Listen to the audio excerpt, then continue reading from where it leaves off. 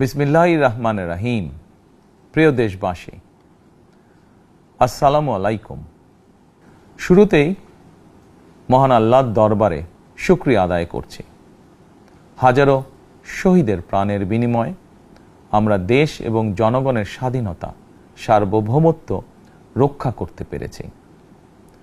তাবেদার মুক্ত বাংলাদেশে জনগণের ভোটে জনগণের কাছে জবাবদিহিমূলক একটি নতুন সরকার যাত্রা শুরু করেছে। দেশে গণতন্ত্র এবং মানুষের অধিকার পুনঃপ্রতিষ্ঠার এই যাত্রা লগ্নে আমি দেশবাসীকে শুভেচ্ছা এবং আন্তরিক অভিনন্দন জানাই। স্বাধীনতা প্রিয়, গণতান্ত্রিক আমি প্রিয়।